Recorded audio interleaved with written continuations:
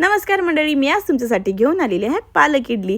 भरपूर मुलं असे असतात ज्यांना पालेभाजी खायला अजिबात आवडत नाही, तर त्यांच्यासाठी ही स्पेशल इडली आहे पालकाची। सो पालकाच्या इडलीला काय काय साहित्य लागणार ते आपण बघूया। सगळ्यात आधी इथे लागणार आहे इनो, मीठ, 1 ग्लास पाणी, पालक, 1 जार आणि इडली बॅटर। सगळ्यात आधी आपल्याला पालक तोडून घ्यायची आहे। पालक तोडून झाल्यावर तिला स्वच्छ नीट धुवून घ्यायची आहे आणि एका जारमध्ये ती पालक टाकायची। त्यात अर्धा ग्लास पाणी तुम्ही टाकू शकता।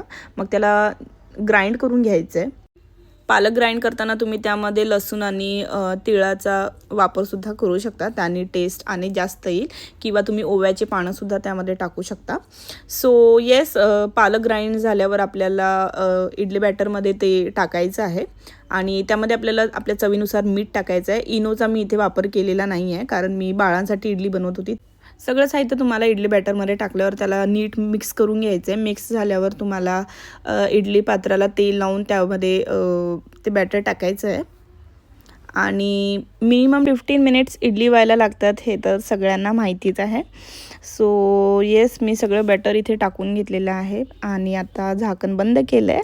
सो 15 मिनिट्स नंतर आपण बघूया की इडली कशी दिसते आणि इडलीचा टेस्ट कसा आहे। सो 15 मिनिट्स इथे झालेले आहे आणि तुम्ही बघू शकता की इडली दिसायला एवढी छान आहे, तर मग खायला कशी असणार, आणि खायलासुद्धा ही खूप टेस्टी वाटते।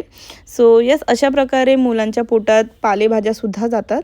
सो घरात तुम्ही नक्की ट्राय करून बघा ही पालक इडली, आणि जर तुमच्या मुलांना आवडली असेल, तुम्हालासुद्धा आवडली असेल, तर मला कमेंट बॉक्समध्ये नक्की कळवा।